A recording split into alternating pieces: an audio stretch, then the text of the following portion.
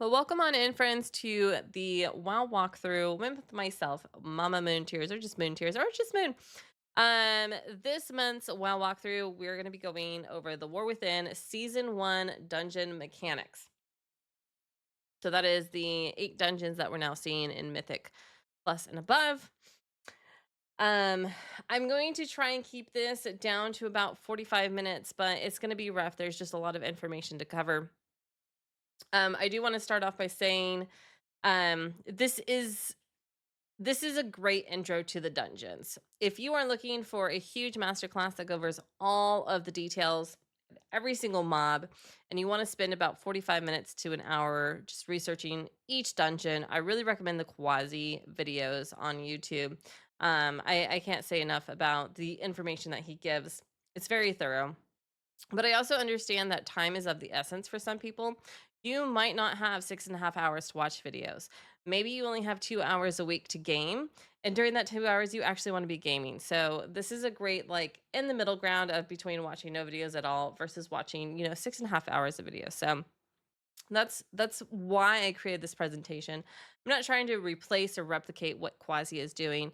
I think he's doing miraculous. And I don't feel like I am qualified to do quite that much at all. But I also understand that some of us don't need all that information and we don't have all that time to spend. So that's where the WoW walkthroughs come in, especially when I cover seasons, dungeon mechanics, even sometimes, if I cover raid mechanics, same thing goes there. Like, there's a lot of great guide videos out. If you are wondering who to watch for guide videos, definitely reach out to me as well. I am an officer at Unity Gaming, but I'm also a mentor at Unity Gaming. I'm a resource mentor. That means that I'm going to direct you to third-party options on who to look for guides, who to look for best in slot list, spec list, and how to sim, what add-ons to get, and many, many more. So I know we've gotten a lot of new Unity members and new people watching the stream, watching YouTube. If you are unfamiliar with who I am, like I said, my name is Mama Moon Tears. I have multiple cutting edges under my belt as a resto shaman. Resto shaman is my favorite tune. I have multiple top 100 parses on her in the past. I've been in a top 100 US guild and have quite a few kills that were about top 120 in the world. So I have a lot of raiding experience underneath my belt. Not as much in the dungeon aspect, but still quite a bit. I'm going to try and do this as quickly as possible, but like I said, there is a lot of information to cover. There's about 5-minute videos for each dungeon, so we're gonna go ahead and get on into the meat and potatoes. Here we go. All right, so we need to go over a couple of vocabulary words for those people that are not used to running Mythic Plus dungeons. Maybe this is your first season back or first season, getting into more advanced in-game content. Affixes are a set of additional mechanics or buffs to the dungeon that rotate on each weekly reset. We're going to go over all the affixes here in a little bit as well. Personals, sometimes you might hear someone say, pop your personal or use your personal here.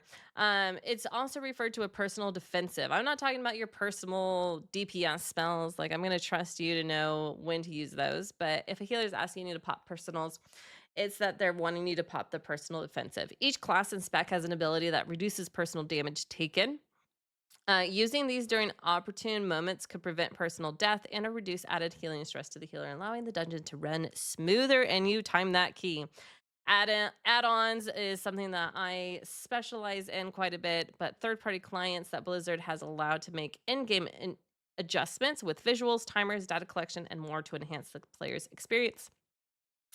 And then dodgeable mechanics is, just mechanics that, you're not supposed to stand in. So we're not going to read that one.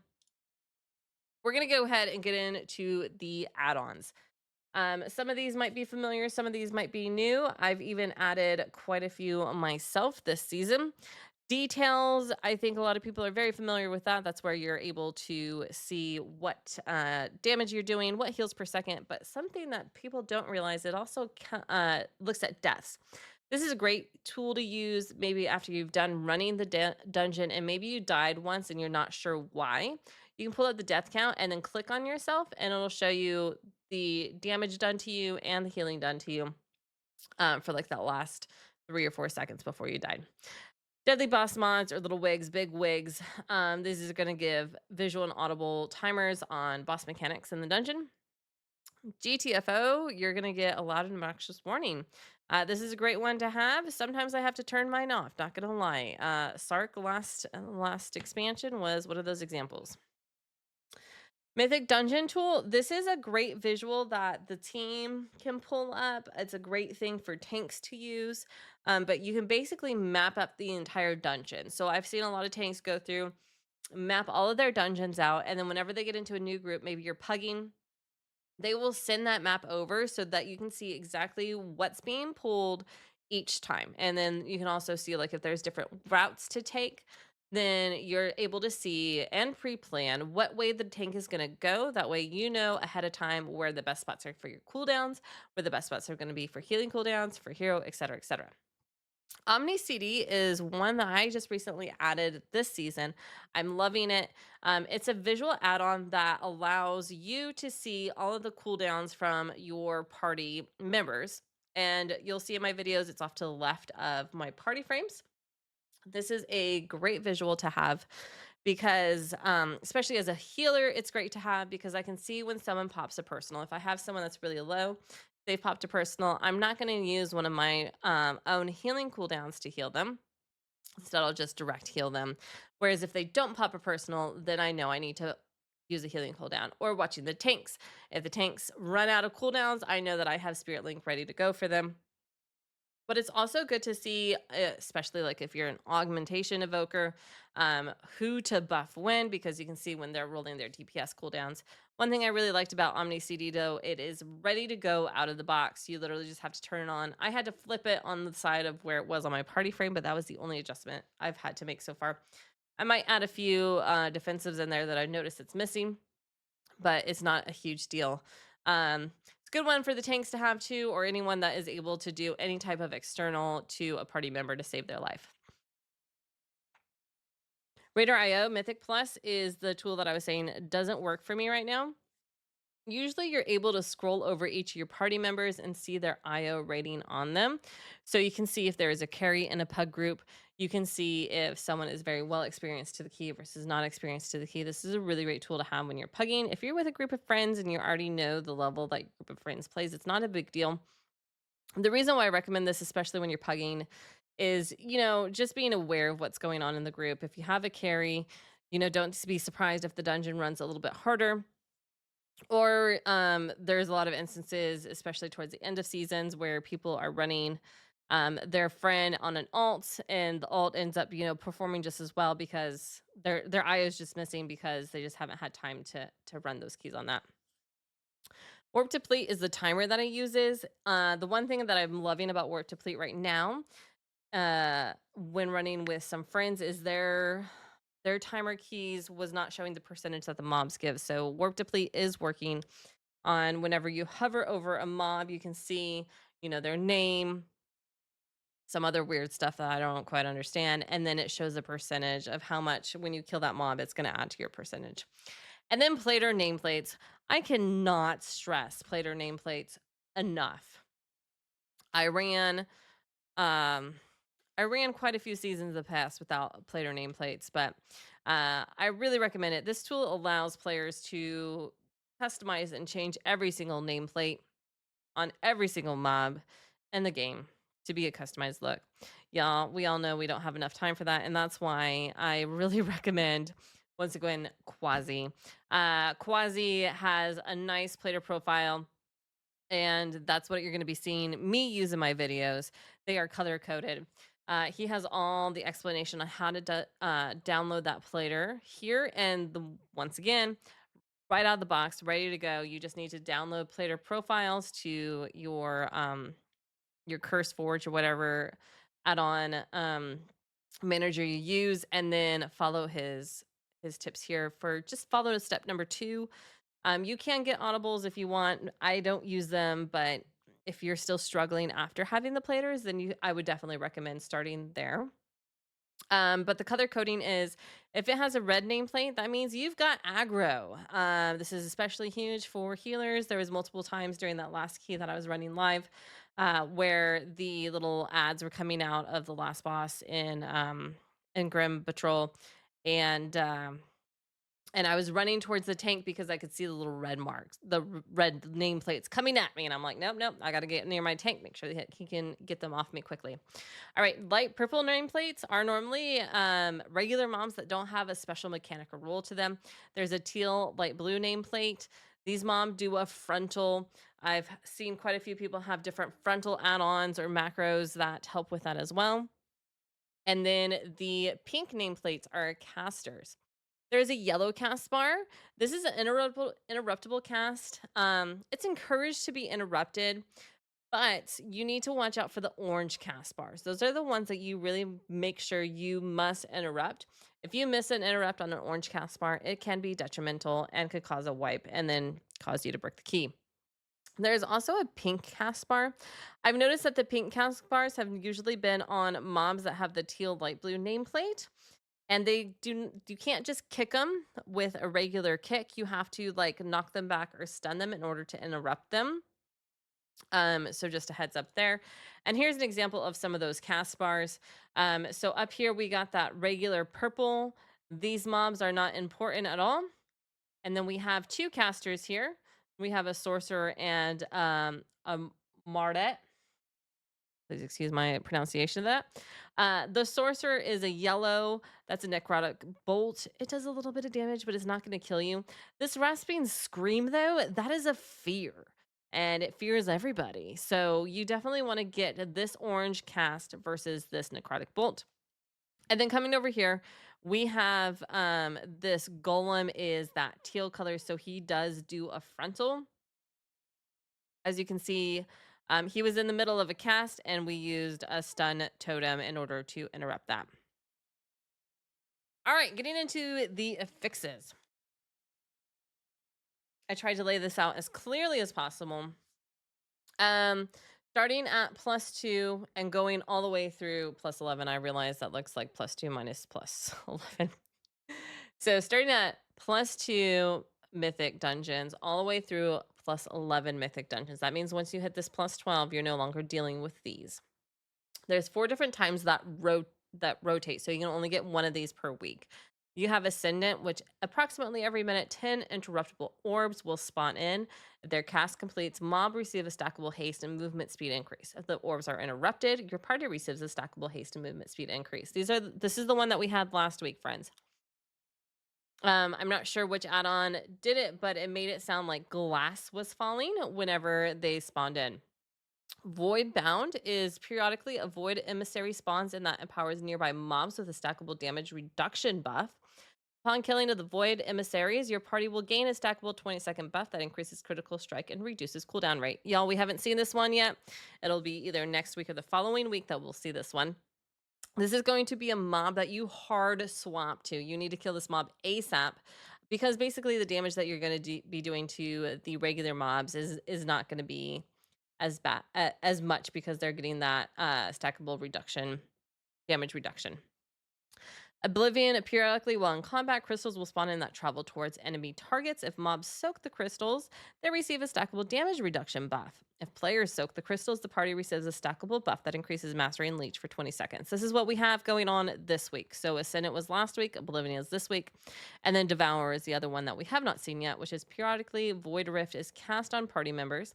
This is a healing absorb that can be removed by healing it off or dispelling it. If the healing absorb is not removed within 15 seconds, the shield will explode and heal enemy mobs. If it is removed in time, the party receives a health and critical strike buff for 20 seconds. Please, if you're not a healer, if you are able to dispel this in any way, I would imagine a bop would work, or even, popping a personal, making sure you don't take any extra damage. Help your healers out on that one. All right, next up is starting at Mythic +4 and going all the way up. You got a weekly rotation of Tyrannical and Fortified. These have been pretty much the same season over season. Tyrannical bosses have 25% more health, and them and their minions inflict more damage, and then Fortified is the opposite. Non-bosses Non-boss enemies, so all the mobs and all the trash that you fight between, has 20% more health and inflict up to 20% increased damage. Plus 7 and up, you're going to get the Challenger's Peril, which means that every time someone dies, 15 seconds is added to the dungeon clock. That means if there is a complete wipe, then that's a minute 15 added to your clock. Not extra time, but taking away time. And then 10 and up, both Tyrannical and Fortified are activated at the same time. This change has caused a change with the way we get IO score this season. If you notice that we're no longer getting two different IO scores, one for Tyrannical and one for Fortified, you now just have one IO score for each dungeon. And that's because once you get to 10 and up, how can you really tell which one's Tyrannical and which one's Fortified? Because it's both at the same time. Yay! And then at plus 12, Zalatath is basically has cheated us. She said that she's going to be cool and awesome, and then we've been duped, and all health and damage of enemies is increased by 20%. So there's going to be a couple of big break points when running keys. Pushing between 3 to 4s might be challenging for some folks because of that increased damage, especially on Tyrannical week. The 7s, running into the 7s, I think as long as you continue to have good mechanics here, it's not going to be bad. But the plus 10s is going to be another big jump. So going from plus 9s to plus 10s, that's going to be a huge jump. But the biggest jump is going to go from 11s to 12s. So once you start getting the 12s, it's going to start getting really difficult. All right, why do we even do Mythic Plus? Well, because we want the goodies, friends. I don't know about you guys, but I love loot. Resto Shamans love loot.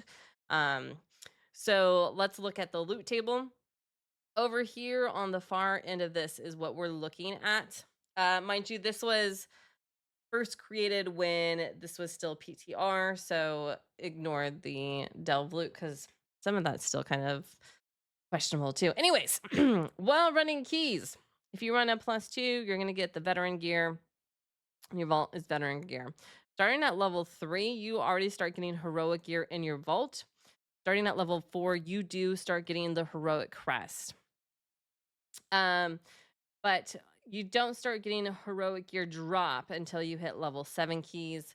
And then you don't get myth gear in your vault until you start hitting 10 keys. At level 9 keys, you do start getting the myth track crest though. So that goes into here, showing the different eye levels of the gear, and then the crest that you need in order to upgrade as well.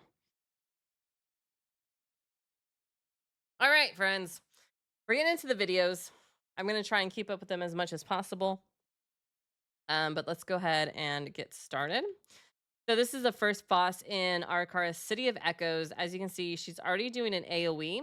And if you notice, we all have these marks on us. It's because these ads are chasing us. Do not let those ads touch you or you will die. I skip most of the trash in a lot of these videos because it doesn't do a lot of things. If you have that player profile, you'll be set. You'll know what to do. You know what to expect. Anyways, as you can see, AoE is going off again. And now she's putting webs on the ground where you are standing at as well. You don't want to step in those webs. It doesn't feel good. And at one point in time, I jumped over those webs. But you can see those eggs spawning. Those are the eggs that spawn the ads. These are the ads that you don't want to be touched by. They are cap totem. They can be knocked back. They can be slowed. They can be stunned. All the good stuff. But that's pretty much everything you need about that fight. Okay. This pool is something that I wanted to highlight because I was in 2 groups, one last week, one this week, and the same thing happened. It is intense. So, this is already a double pull that he's done here, which is it's fine, right? A double pull is not a big deal. But as you can see, there's a couple casters, there's a frontal in there. But what happens is, I think it's the stag shell. They do this shrill.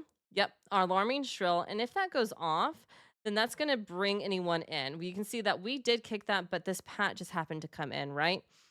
Pat comes in. Suddenly we have a lot more. We already have one down. I ended up popping all of my cooldowns, but then we had one of the stag shell shrills go off, and look how far that other pat was. So we're now at a 4 for pull. This would normally be a wipe 99% of the time. There's just way too much going on, too many kicks, so on and so forth. That's now I'm just kind of flexing a little bit with this video because you know it was fun to heal, but I don't recommend doing that on a regular basis. The shrill is here again too. You definitely want to make sure you stop those. This is the hallway between the first boss and the second boss. So just heads up there. All right, now we're on to the second boss. He has an impale. You don't want to stand in that. And then if you'll notice, there's little tiny swirlies. Go away. Thank you. Little tiny swirlies. Those will start chasing people. So if you notice there is a red mark on top of that guy, that was because he's gonna get burrowed at. What you want to do is run far away from the boss as possible and then strife to the side. Make sure you kick the ad. You want to get it in to the boss ASAP. And then we go into this bug phase where you have to stand in this circle here. You want to hug the wall of the circle where you have come from. You don't want to hug the wall where you're going because you want to bait all of those frontals to the side away.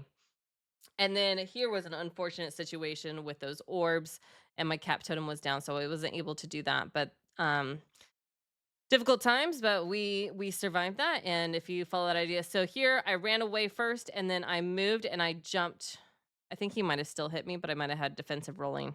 But that is a hard one. This last boss is a special case.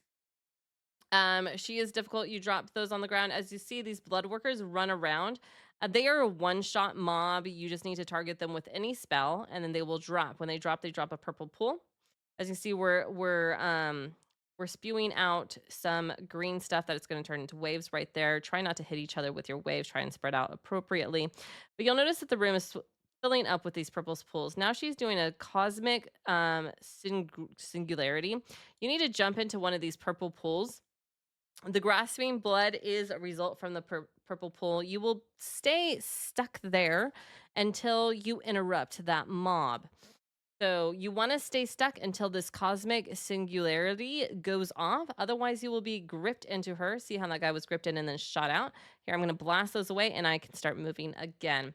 My recommendation on this fight is try to make sure you place the purple pools. Let the blood workers get in here a little bit, get kind of close to the mob boss. That way, you have purple pools available to your melee friends. And then also kind of preset yourself up to be near the purple pools. And then the bloods like to chase your healer around. So be aware of that. See, someone just jumped into that pool. I didn't have a pool to go to. I just soaked that like a champ. And then I was going to onk and then he battle res me. Everything was fine. I probably could have canceled that and let him res the other person. That's all right. That would have been the gameplay to do. I was just showing that we were aware that we were under percentage here. The nice thing about this room, a lot of people don't realize they just go straight down the bottom. But on each side there are mobs to kill, and it's a great way to catch up on percentage there at the end. All right, getting into that's the one we just did. Next slide. City of Threads. All right, getting straight into the first boss because the mobs at the beginning are pretty self-explanatory with Plater. On this first boss, you have to be standing in that purple circle. She does have a nasty frontal. Make sure you avoid that. And then she puts 2 orbs out on people. They are dispellable. You want to dispel one as the healer and then let the other one fall off. If you have the orbs, you try and position yourself to where the orb is not going to fly through the middle of your friends. Here, this part, this mechanic, I did this poorly. I forgot about what happened. Basically, after that end of the AoE, she drops this purple pool on the ground. This stuff hurts. Our tank immediately starts moving out. I'm in the wrong direction, though. I need to be with my friends. So I'm going to get gripped in because she says, you need to stay in my purple circle. That's what happens if you try to go out of the purple circle. But I could have handled that mechanic well. So here's an example of what you should do. You want to find your tank. You want to be on the side of your tank, and you want to travel with your tank after she lays that down. That way you don't just take extra damage. But that is pretty much everything there. Getting into this funny business of following the spies. So after this mob dies, you're gonna see we already had like a little sneak peek of where the spies were going here, but you need to follow the spies to the mob.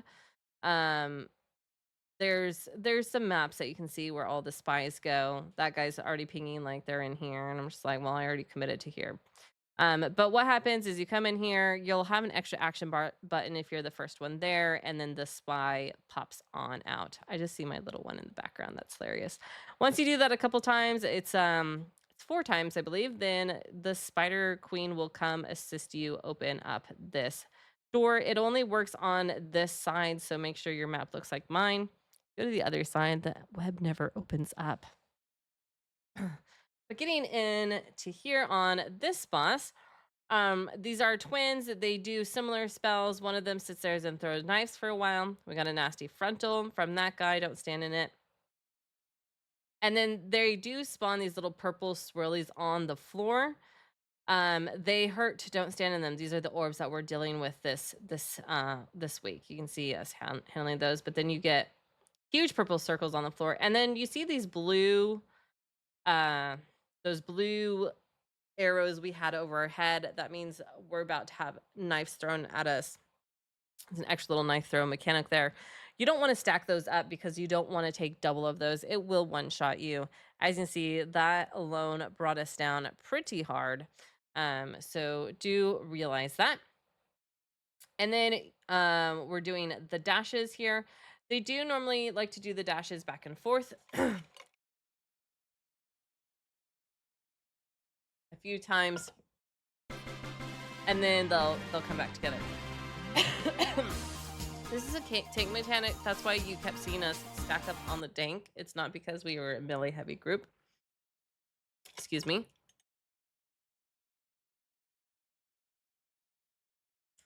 But it's because we were preparing for this freezing blood. The tank gets a stackable debuff that starts with 12 stacks. And as other people sit in the circle with him, it reduces the amount of stacks he has and the damage he takes. So since all 5 of us were in that circle with him, it quickly fell off of him. Whereas if we're not all in the circle with him, it takes a little bit longer. I think I have an example of that coming up here in a second. Yep, because we got purple swirlies at the same time. So he was in that alone for a few seconds. But everything was fine and dandy. All right, on to the coagulation. As you can see, our orbs glitched out on us. So here at the beginning of the fight, I'm running and grabbing the orbs. I don't recommend doing this. If you don't have the orbs out there, then you do want to be standing on the boss's butt, the boss's bottom. After he did that stomp, I was like, all right, I'm coming in. And here's why. What I'm doing right here is bad. I forgot. You want the orbs to come into him. That way you have the pools all stacked up nice and tight. It puts a healing absorb on people. It is, I believe it is dispellable, but obviously I can't dispel all 5 of my friends. So you just have to heal it off. See how we have that nice little stack of absorbs there, or puddles there? I should have waited for this to come back in.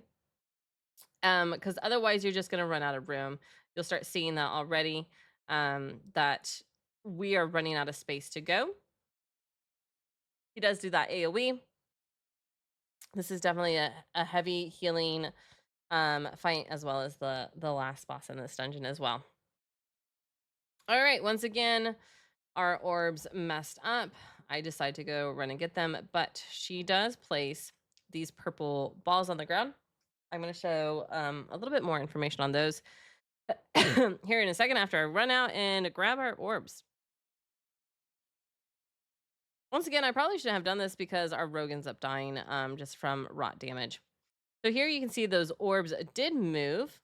Boss does a slam. Don't stand in that. So whenever the boss turns into the big spider thing, it does a slam. And then after the slam, it spawns scarabs. They are stunnable.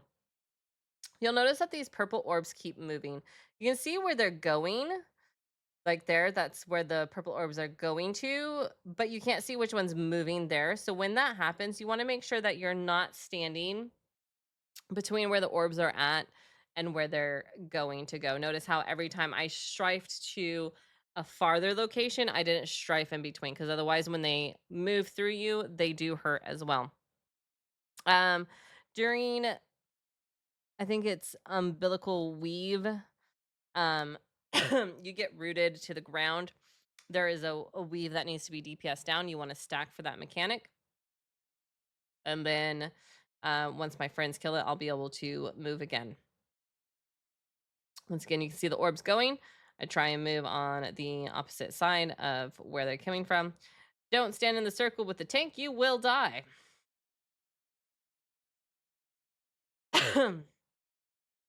And that's it for City of Threads. That is a pretty healing heavy fight though. All right, Dawnbreaker.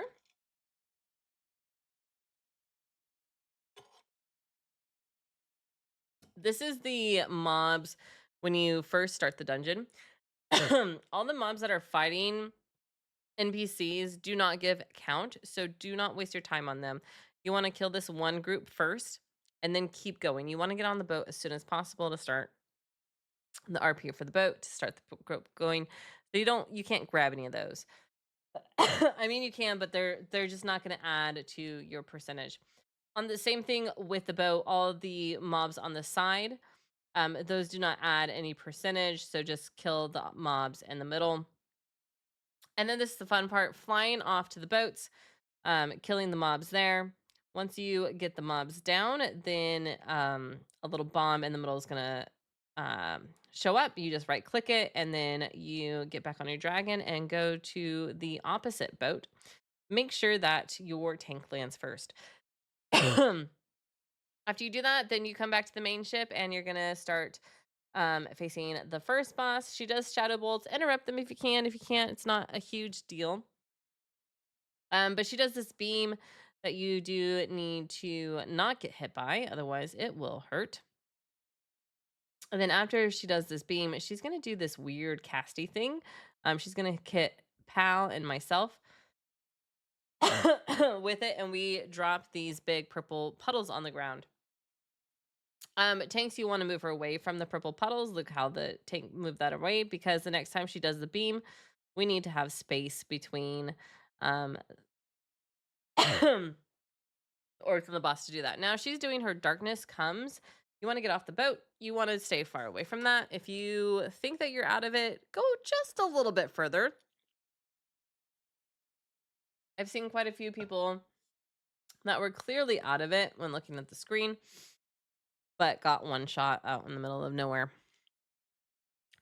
So here again, the orbs, and try and have enough space there between the purple puddles. Now at 1%, she's going to do that cast again. In which case, you don't, on Mythic Plus, you don't need to come back and loot the boss, right? Because she's got no loot for you. You just want to go and fly down. Note to say there, though, we totally did die there because we had the debuff on us. We were getting ticking damage there. And so we ended up dying. When you do die, you respawn right on the boat. Just hop on your dragon and find your tank. Also, a good idea is to mark your tank with a skull or an X or a square or something so that you can easily see where they're flying to, because there's a lot of different routes here. Basically, you can land wherever the heck you want to. And that means some tanks are landing in some really strange places. It makes sense to them, doesn't make sense to us though. So mark your tank, make sure you can follow them. If you can't follow them, if you have a hard time flying and following like I do, just kind of wait. Fly around in circles, see where everyone's going. Go from there. It's a little bit risky with me as a healer, but let's go. Back to where we were. There's these little mini bosses that you have to kill before taking on a noob. Otherwise, a noob is too powerful for you. All right, the big thing with a noob is they cast this dark orb. It follows a player, and then if it hits something nearby, then it explodes for a ridiculous amount of damage. My preferred spot for this boss to be tanked at is in either like right here where Hal and Risto is standing, and then the range stay this direction, and we bait the orb to go that way. Or there's another decent spot where you're able to bait the orb that just goes right through there. But with the hallway spot, it's really pleasant and nice. The only issue is make sure that you don't have your range go too far. AoE damage there going out, and then we'll get to see this orb mechanic another time. And at Shadows spawns some ads. Most ads are cap totemable, interrupt them, etc., etc. All right, here comes that dark orb. So you can see it spawning, and then you move away from it, and then if it explodes, then it explodes for a lot. All right, once you finish them, then you can and get your count. You need to make sure you get your count before you come back up to the boat. You come back up here. There's this mob you need to kill in order to spawn the dragon down. Dragon thing, Rashawn. Shananon. That tormenting does do a lot of damage, so make sure that you pop cooldown. All right. They said I've had enough. I'm going to get the actual boss. While you're on the boat, there's a few mechanics you need to pay attention to, especially the bombs, because you want to drop them. So there's a simple frontal to dodge that comes out. The rolling acid, you want to make sure that the solid line, this is the solid line, is closest to your friends. And you want to make sure that the hazy line is furthest away from your friends. The hazy line is the direction that the rolling acid is going to go. So the rolling acid on my screen is going to go to the left of the screen. Hopefully I'm signaling that the right way for you. I don't know. I don't have my OBS right up. That way your friends stay safe in the right side. So that was moved out. That stun was really weird. That was a glitch. I should not have gotten stunned from where I was standing. But you'll notice that these bombs have come out. You want to grab those and take them to the boss. These are honestly the biggest damage to the boss during this phase is the bombs. So make sure you take those in and burst them down that way. There is also an AoE on this fight that can get quite deadly. So if you're a DPS, even if you're a melee DPS, run out and get those bombs so that your healer doesn't have to. Otherwise, if the healer's trying to do that while that's happening, it can just get really intensive on them, especially if they're not able to move and cast in any way. All right, afterwards, I know that there's people that say you can go straight to where the spot is. But I'm going to be honest with you. I've also seen those exact same people die trying to do it. So I just follow the boss and I just get the orbs and just go as fast as possible. Um, Even doing that, I was able to get here a couple seconds early. So follow the boss, save your life, unless you can do that like all the time. Here is basically the same thing, same mechanics. The only difference is we're also going to get webs. The webs often like to pick melee. Melee, when you get webs, try and run them out as quickly as possible. You'll watch our paladin run it out on his pony, drop it. When you go out of them, it does do a little explosion. I'm sure this will get much more painful in higher keys, but right now, not so much. And then all the other mechanics we've already gone through. The only difference is you're not going to have bombs on this phase. So that that erosive spray is that AoE damage. I was going out again, and boss is dead. Afterwards, a little boat comes and picks you up. All right, Stone Vault. This is a fun one. First boss, Edna, does these volatile spikes. You personally do not ever want to hit a spike. That will probably be a one shot for you. Then it does these little arrows that come out. Now, I'm seeing some guys saying that you only want to kill 2 out of the 3 spikes each time. And I'm starting to think that that's going to be really real. This is an 8 on Fortified. These are hurting quite a bit. I think if we did the same strat on Tyrannical, we might have been dead. But you'll notice that he's also doing this seismic smash. When he does that, at the same time, he's also going to do something to the tank here that is a huge tank buster. The first one, the tank wants to pop a huge cooldown for. You notice the tank now has a debuff. Now, you don't want to dispel that debuff. Healers, you really need to pay attention here. You don't want to dispel that debuff until the next seismic smash. I dispelled this tank early. Luckily, he had something for the next seismic smash. And then he's going to get that new debuff. That new debuff, like I said, you want to keep that on the tank until the next seismic smash. When you dispel it, he has a 6-second new debuff on him that is reduced damage taken. All right. Getting to this next boss. There's a lot going on in this boss. The first thing he does is a smash. Oh, come on now.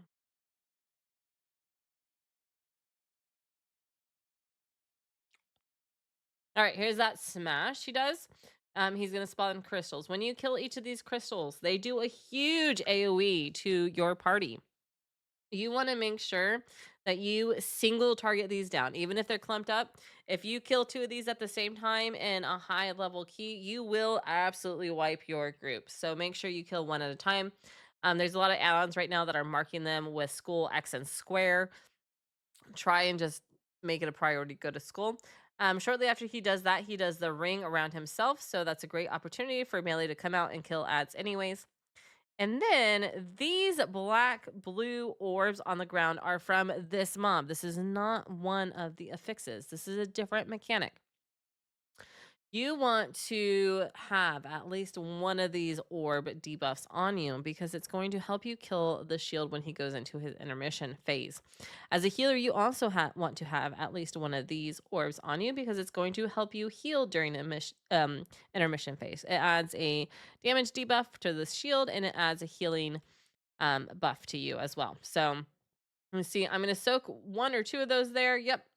And then I'm going to make sure we get that shard killed. And then we have another set of shards coming up. So as you can see, these are the crystals from the current affix this week. And then that's a crystal. I wanted to show the orbs again. And then these are the orbs. So soak all the things, right? And then make sure that you killed the ads at the same time. All right, so here's that shell that absorb that he's putting up. So you have to DPS this down. The longer you stay in this phase, the more this void discharge hurts. If none of the DPS have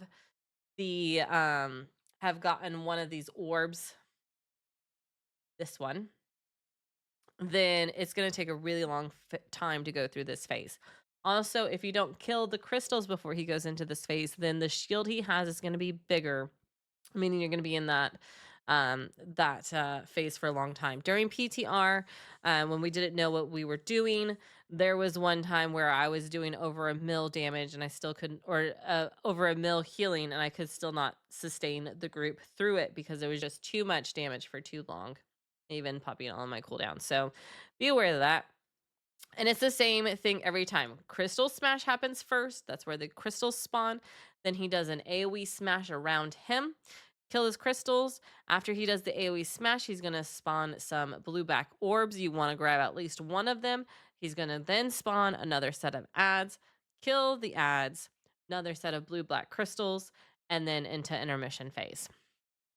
I'm not sure if I showed all of that again, so... the next boss is the twins. You want to make sure that these 2 go down at the same time. Brock is the caster. You want to make sure you interrupt those as much as possible. And then Ordalita, it has this nasty frontal. Don't stand in that. That is a one-shot. Also, make sure you don't stand in the middle of this when she does Scrap Song. This block that's about to move across is a one-shot. As you can see, that kick that just happened has to be a range or Resto Shaman. I guess Enhance could run off and get it too quickly, but you have to get that range kick too as quickly as possible.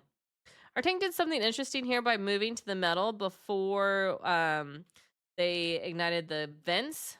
Here you can see 3 out of the 4 events are ignited. If you stand in one of those, you will die, and then that's also where more of the lava spawns. So you want to stand in the vent that did not get ignited. This got chaotic with the orbs, but this is kind of like an intermission phase. You don't want to stand in the middle of that, and then waves are going to come out in the middle as well. We were trying our best to get the orbs but still not getting one shot by things. So a little trickly there with those crystals. All right, they're igniting events again. We got super lucky, got to hang out at this vent. Once again, that frontal scrap song is happening again. So she jumps up. This block is going to move across, and then a range DPS. You need to stay hidden first and then pop over and get that kick to bring her back in. And then you really want to make sure that you get them down at the same time. They do have an enrage. It's painful. That enrage, if one of the bosses goes down first and the other one is set up for even just 5 seconds, is very painful. All right.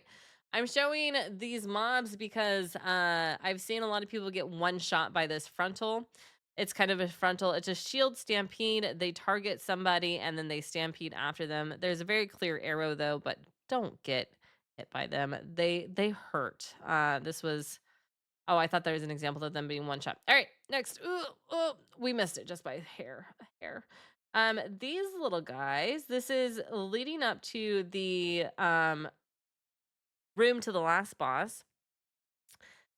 We've got this guy right here. This shaper guy is casting Earth Burst Totem. You want to, if you can, interrupt this guy as much as possible. As you can see, this is not normally interruptible cast. This would have to be a stun, a knock up, a knock back, a grip, whatever you can do. Try and interrupt it and not let the Earth Burst Totem go off. But if you do let the Earth Burst Totem go off, like Slurry just said in Twitch, kill it. It is your main target. Um, I want to say either that one never got theirs off or it just like vanished right away. But this next time, Earth Totem just went off. And you see this totem right here is casting Earth Burst. If that goes off, then your party will die. It will be a wipe. So make sure you hard focus the totem and kill it quickly. Our group was really great about that. All right, last boss here. Lots going on again. You'll notice that these two void sucky areas and happening, but the boss is gonna cast that Umbred Void, where he faces a direction and kind of pie slices that area.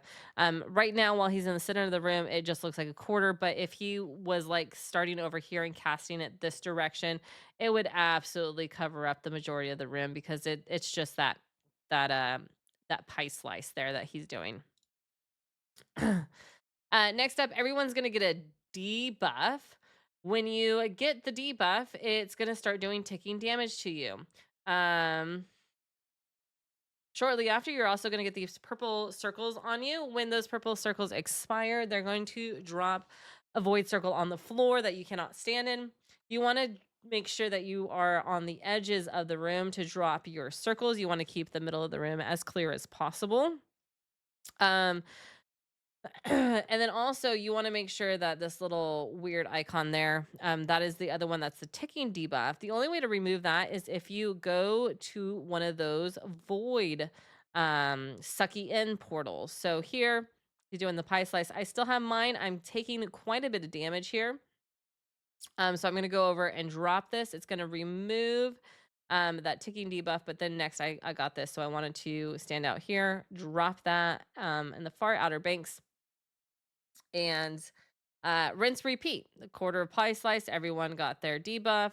Whenever one of these orbs, one of the portals soaks the ticking debuff off of somebody, it despawns. A new one will spawn in. Ranged, please try and go to the far ones to let your melee friends get the closer ones. Also, just be aware that the longer that debuff is on you, the more damage it does. So you can see as soon as that void despawned, the new ones came up. They do suck you towards them. And I noticed that the sucking in is much stronger when you don't have the debuff on you. So you can see the tank is riding that debuff. The tanks can do that though, because you know, tanks do tank things. There's the pie slice again. That void just spawned in. but basically rinse and repeat. All right. Okay. We're doing this the old fashioned way. Red Patrol. I started off by showing this dragon here. These dragons, there's a few of them in the dungeon. When you get a purple arrow on your head, you're going to drop those purple things on the ground. But the main thing I wanted to show was that knockback. You really make sure that you are not between the dragon and the wall on that knockback.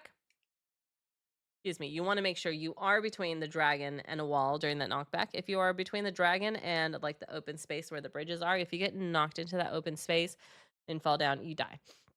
Um, there's a fun little scene here where you get to ride a dragon. You're gonna have two buttons here, your 1 and 2. Your 1 you only get 5 charges of. It does a huge damage, so make sure you target the larger groups with the 1, but the 2 you can mass spam and get everything down pretty quickly. Um, if you kill them while you're on the dragon, it adds to your percentage. If you don't kill them on the dragon, then all the damage that you do does stay done to them, so you're able to kill them quicker. On to the first boss, Umbrish. He has quite a few cool mechanics. The roar is just an AoE damage to everybody. Make sure you heal up. Then he calls his dragon friends in. They're going to basically swoop down that runway. If you're caught on the runway, then you will die. Next up is these little earth spikes. You want to try and drop them in the back of the room, like our ranged friends did here. This way, you're just going to have more room as you continue on this fight. This is another situation where you could potentially run out of room very quickly. Um, but that's pretty much the whole fight there. Three whole mechanics to deal with. The AoE, the runways, and then the spikes. Next off to the second boss.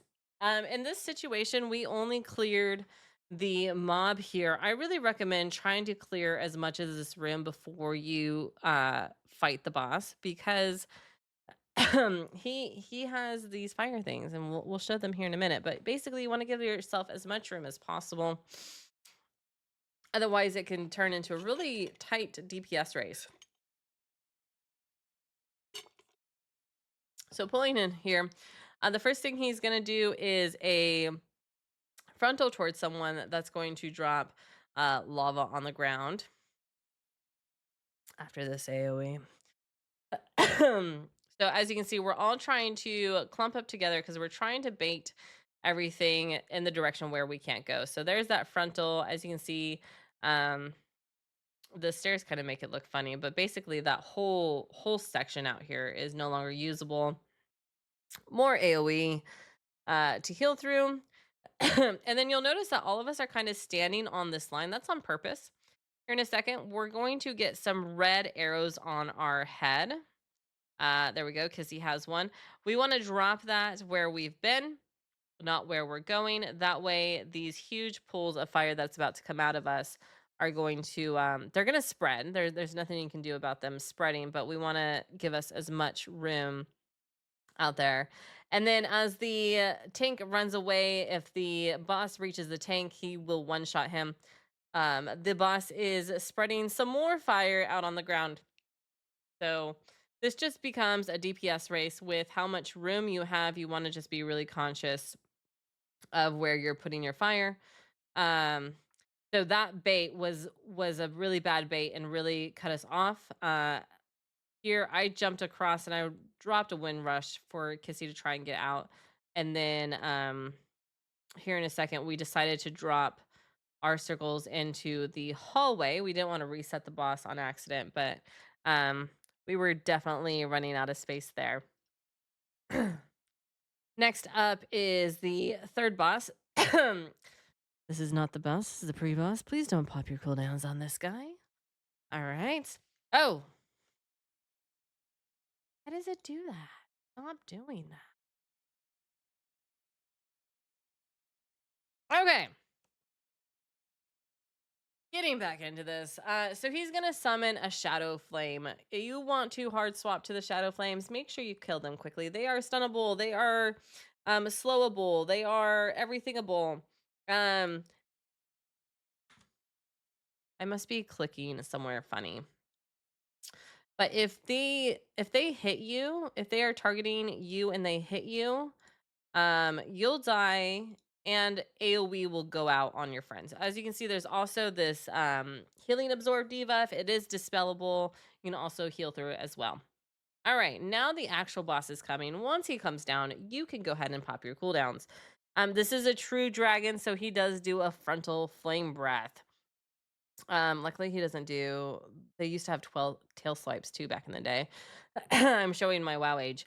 As you can see, healing debuff goes off again. I'm just gonna try and heal through the ones that I can't dispel. And then these ads are gonna come out. Make sure you just try and CC them as much as possible. Try and drag them through the melee as well. We're also gonna get a knockback here. Once again, if you get knocked back into this space, you will die. You'll just simply fly off the map and be gone. There's that frontal flame. And then we also have fire tornadoes. If you need to decide, choose a fire tornado rather than a flame ad. You'll live through a fire tornado. You and your friends will not live through a flame ad. Next up is this fun bit. If you get hit by these swirlies on the ground, you get mind controlled. If the tank gets mind controlled, it is absolutely a wipe. You can see that Naps just turned red on me and is trying to kill me because he got mind controlled there. So just a heads up, make sure you don't get hit by those. That's a top priority thing there. This boss is a doozy. We were just streaming him a few minutes before the the thing started. So voice surge is an AoE damage. This one really does hurt, and then he spawns these tentacles on the ground. Then he's doing the shadow gale, which is going to spawn a circle around the whole room. You can see the edge of the circle. That circle is going to get smaller and smaller. You want to find the area where that circle is going to end at. So there sooner rather than later. That way you can get there on your own time instead of having to rush through. While you're in this circle, 3 people are going to get this the little mini circles on them. They hurt. By the way, this is the first week, so we were all learning this dungeon again, and things were hurting a lot because we didn't have the gear quite for it. But after a few seconds, those circles will go off. Ads get spawned in, and make sure that you're near the tank for that. And then there. As you can see, we're pre-spreading these as much as we can in the little mini circle. And then after the mini circle goes off, then we try and spread out a little bit. Let our other friends be able to step through. Um, this is there's a lot of damage that goes out on this fight, so make sure that you help with personals during the uh the AoE damage there. And then also healers, try and be near your tanks. As you can tell, each time I'm trying to run towards them to make sure that those ads get picked up off of me. Otherwise, you'll keep dying like I did here. So this is not an easy fight week 1 at all. But we did eventually get this boss down. We did do it. All right. Moving on to Mist. The main thing with the ads before the boss, these little funky, they look like free ads. They spawn these black spears out of the ground. They hurt a lot, but also you kind of want to keep them clustered up. The bog breakers. This is an example of where 2 bog breakers are together. They do AoE, and then they also spawn these spears. If everyone kind of stays grouped together, the spears kind of move spawn together, and you can move as a group. All right, getting in to the boss. Your targets switch on this one. So right now you're really supposed to be on Ulf. I stayed on this guy to interrupt, mostly because healer DPS doesn't do much, right? But you can see that my DPS friends are doing him. Blue puddles spawn on the ground. There's that nasty frontal that happened at the beginning of the fight. There it is again. Make sure you don't get hit by that. And then at some point in time, there's that fear. Embrace darkness. They switch, and you want to start killing the other guy, the caster, as much as possible. Um, that's when Droman becomes your friend. And then this boss is kind of a weird boss. You want to pop lust when Malik is at about 30%. You don't want to stay in that last phase for too long. Here I'm about to demonstrate a decent lust time. I should have waited just a little bit longer, but that was all right. Didn't bother the group too badly. Just get us kicks as much as possible and try and destroy it on that second phase where Malik is taking that damage there. Next up is the game. When you go through this first room, if you target this mist collar and throw some type of marker on it, you'll be able to see which direction the mist collar goes the first time, so you don't have to play the game the first time. So you can see the mist collar clearly goes to the right. You can follow it, but then after that, you are gonna have to play the game. There's three portions to the game. There's a flower or a leaf. It is either that one was blank, so it's either colored in or blank. That one's also blank.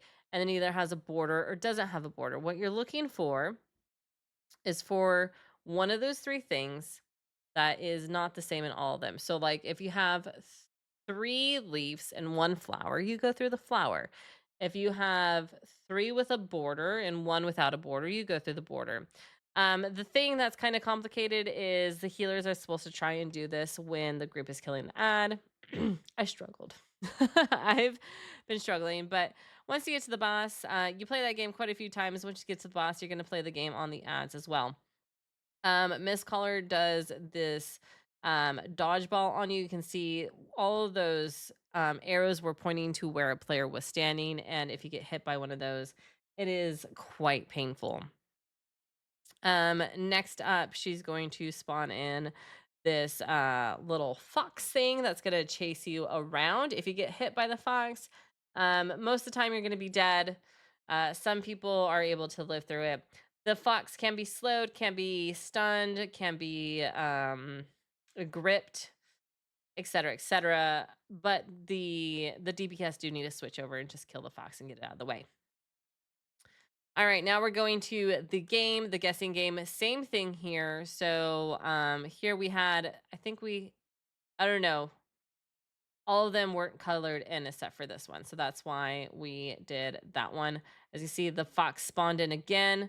Try and take the fox out. It did get one of our friends here and stunned them. Now, the reason why you're dead is because a lot of times you get stunned and then those blue lines come out. So, really weird jump here. I just wanted to show that that is a safe jump to do after the boss. All right, getting to the last boss. One of the mechanics on this was kind of complicated, so I wanted to show it multiple times.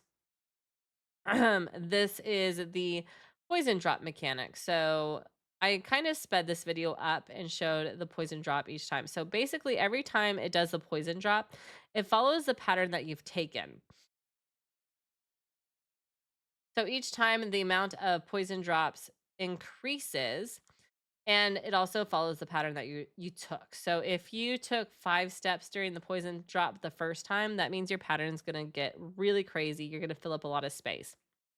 There's also this really weird intermission phase where there's lots of white swirlies on the ground, a lot of damage going out, even if you do avoid all the swirlies. So just be aware, pop defensives, healers, pop cooldowns there.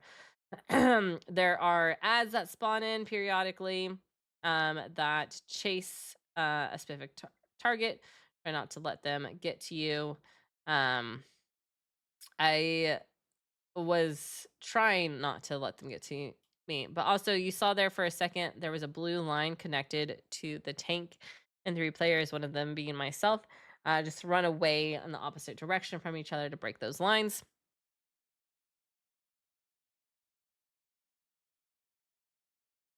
Those were the line breaks. And then that intermission phase. Yep.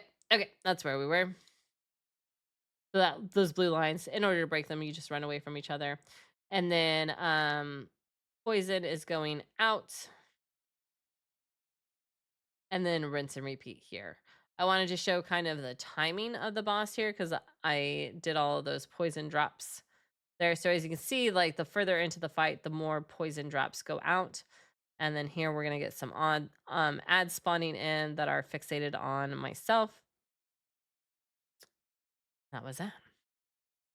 Friends, I know that we're going long, but there's just no way to cover all this information in such a short period of time. So please stick with me. All right, we're into siege. I skipped all the trash. Just follow your tanks, follow your paths. This guy, he is fixated on one of our DPS players. Run for your life. And then once the bombs do finally drop, you want to try and kite him over the bombs. We were trying to grab those crystals before they reach the boss, but as you can see, there's these bombs here. And once the once the boss runs onto the bomb, he missed that one somehow. He gets kind of stunned.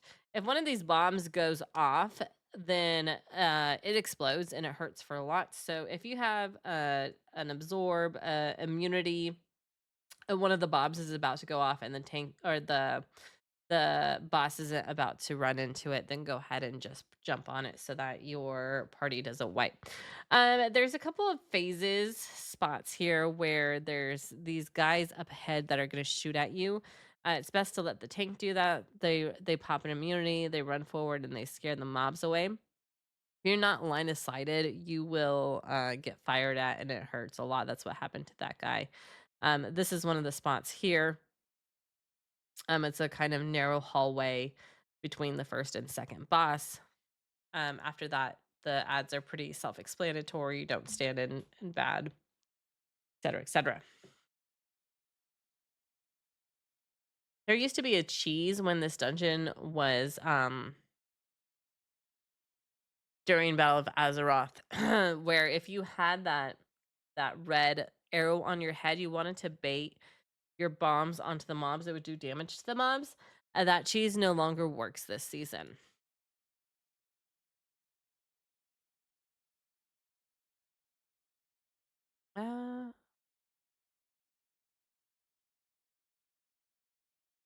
Uh, this is a really weird way that you gotta go. Everyone goes this way. You run over the boat. This is really kind of fun in, but I was just showing the weird pathing of like I wouldn't naturally go that way myself. So getting into the next boss, luckily they've changed the frontal on this boss, so it's much more visual. Don't get in that frontal. It hurts a lot.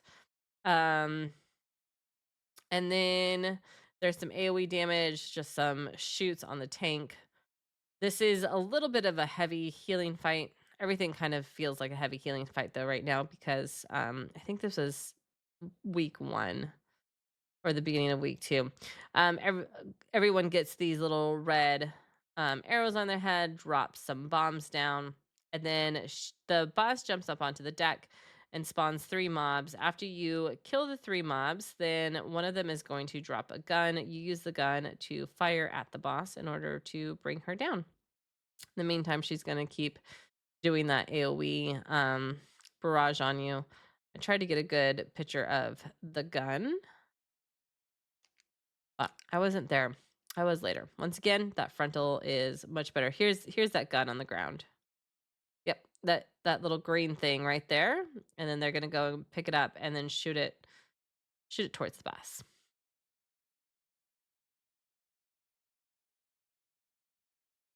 Pretty much rinse and repeat. There, that spot right there where I just kind of stuttered stuffed at, where the wagon was. That's another spot where this barricade up here is where some shooters are at. You want to make sure you stay behind the wagon until your tank scares them off.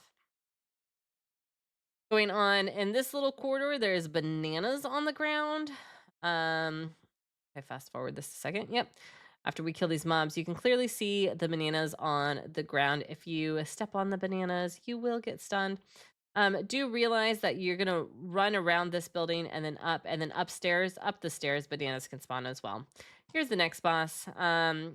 We did not bait these first frost well. Really, you want to bait the first frost to the outside of the room.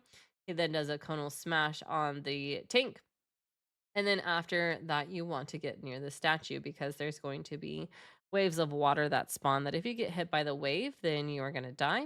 You got to LOS the wave of water so you can see that spawns in that way. And then afterwards, we're going to come to this side because there's another wave coming from that direction. And then here, we needed to move out towards the wall. Ice spawns in again. And then frontal to the tank. and then we'll get new ice on us again. So this ice will disappear when it comes back to the wave. As you see, when those ice do spawn in, it does do a little bit of damage. But honestly, the biggest part about this fight is making sure you spawn your ice away from the statue, and then make sure you LOS the water. If you move too quickly, then if you get hit by that wave of water, you will get one shot. And that's it for that fight. There's this little funny hallway to run through that has those things, but this fight is kind of interesting. There's 3 different areas to fight at. So we'll just call this platform 1. There's 2 tentacles on each platform. You need to kill both of them, and then the NPC will drop down, fix the cannon, and then you're able to shoot the boss in the cannon. It takes 3 cannon shots to win this fight. As you can see, the big Kraken there does that frontal. Then we get these circle debuffs on us. When you dispel this debuff, it does explode. It also does a lot of damage to whoever has it on them. So if you have it on you, make sure you pop a defensive. That way your helo has a second to dispel it off. We can only dispel one at a time, and we have a few seconds. So you have to kill both of the tentacles um, before you can shoot the cannon. And then just showing that little weird pass over the bridge there onto the 3rd platform. It looks like you're about to run into the Kraken's mouth, and surely that would be a one shot, but it's not. And you can see that last cannon shot go out there to kill the Kraken. All right, necrotic wake. Showing.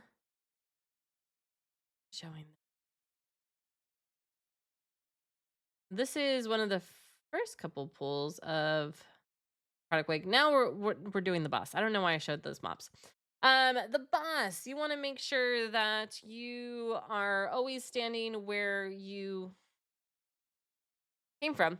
You saw that green arrow come out on me. He did a belch at me. That belch is going to spawn these slimes. You want to kill these slimes ASAP, and you also want to make sure that they stay where you came from and not where you're going. So use slows. You see the ring of peace here. Because when the slimes die, then they're going to leave a green puddle on the ground. And this is one of those situations where you're running out of room. You're going to kite the boss in around the edge of the room here, because a lot of the mobs in the middle that you don't need for count. So as you can see, he keeps dropping slime. I'm positioning myself so that when he belches, if he had chosen me, it would have gone back that way. Here, once again, killing the slimes, lots of green puddles on the ground, and just slowing those slimes down. There you can see they die, they spawn new ads. This is one of the situations where you have 2 mobs that do the same cast. First off, these mobs do a nasty frontal, so make sure you don't stand up there with a tank. But each one does a fear, and they do it at the same time. So that cleave is that nasty frontal. And then they're going to do a fear at about the same time. So you want to make sure that you have a kicked assigned to each one of these to make sure that they don't go off. When you kill the necromancer, all of these spawned ads, the warrior, mage, they all die. So you in this poll, we did not focus the necromancer. People were just padding the charts, showing off their DPS. So we did not take advantage of that, but so you'll see like he died, everyone else died. Whereas here we focused the necromancer, and then like everyone fell over.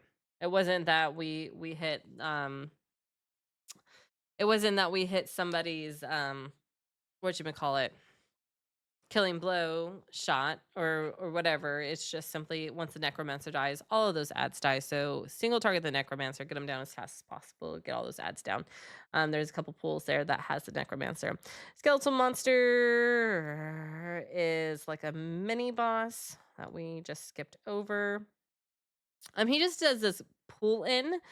If you are a slow class, ask your friends for some help. If you are a class that can help, help. And then those ice puddles. I just wanted to show some of the things that this little mob does, because I've seen him kill quite a few people the first couple of weeks. All right, Amrath, kind of simple compared to the rest of the bosses in this one. Necrotic Bolt, interrupt that as much as possible. Land of the Dead, they're raising some friends. Make sure that you get those kicks. Try and grip them in, knock them in. These are all, the casters are all interruptible, stunnable. Amarath does a breath that you need to stay out of. Here that is. I was in it for just a second and magically could survive. But try and pay attention to where that breath is going to happen at. And then final harvest is those green things on the ground. If you stay on those, you probably won't survive. Next boss. We're in the room of the next boss. Just a heads up, once you kill the final pat in that, or final mobs in that room, the mobs are going to keep coming. So be aware, like these mobs pulled instantaneously almost. Yeah. So healers, if you get to the last mob, make sure that you try and grab as much mana as possible, because once you kill all the mobs in the room, there's going to be more mobs that come and you're not going to have an opportunity to drink. So just be aware of that. At the beginning of this fight, the creation is all that you're fighting. You don't want to pop your cooldowns on him. And then you don't want to stand between the creation and Stitch Flesh. As you can see, this guy got the red arrow on him. What that is creation's going to grapple him. The red arrow is going to stay on the person, and then the one on the ground is going to like hard set. At that point, you need to move out of that. If you are a shaman, especially, you want to make sure your totems are not in this area. Your totems can get grappled. The idea of this is that you want the grapple to go onto the boss to bring the boss down. And then once the boss comes down, then you hero and blow up the boss as soon as possible. Everyone I know is trying to one phase this. All the groups I've gotten into have been having two phase this, which is still pretty decent. But if anyone is in between the creation and Stitch Fest when the grapple goes off, then Stitch Fest won't be brought down and you'll probably wipe on the boss. So that hard set, that grapple goes off and it goes on Stitch Fest, brings him in. Everyone hard switches. I had one of the spears to go ahead and go off. Oh, that's what I was showing the group at the beginning, was the little extra weapons you can grab. That grapple still goes off even while Stitch Fest is down, so I'm trying to put it on Stitch Fest as well. It's not that it keeps Stitch Fest down anymore, it's just I didn't want to take the damage, right? And then other than that, the rest of that fight is pretty pretty self-explanatory. At a time, Stitch Fest is going to go back up. You'll get a new creation once again. See that arrow, hard set, I move, and then it's going to bring Stitch Fest down. If I have had it grapple my totems before, especially like self-defensive totems, so make sure that if you're going to place totems, place it not there. All right. Last boss, we've got some ice shards going out. Those are just regular things. Frozen binds, as you can see there, if someone casts bop on you while the frozen bind is about to go off, or if you shadow meld or feign death or any type of immunity, the frozen bind will not go off, which is great. We'll talk about it more here in a second about what it actually does. The Comet Storm is these little white swirlies follow each player around, so don't run on top of each other.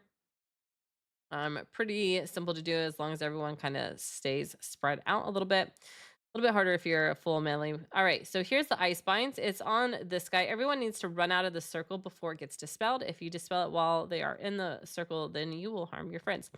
As you see, this guy disappeared. He didn't jump off the map. He got taken off the map by the boss.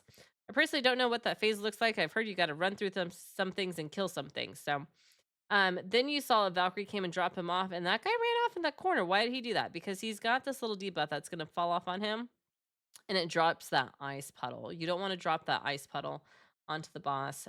Your friends won't like you. Is that it? We got through them all. Oh my goodness. Once again, I do apologize that we were not able to keep that down to the smaller size that we normally do. I do thank you for sticking around though.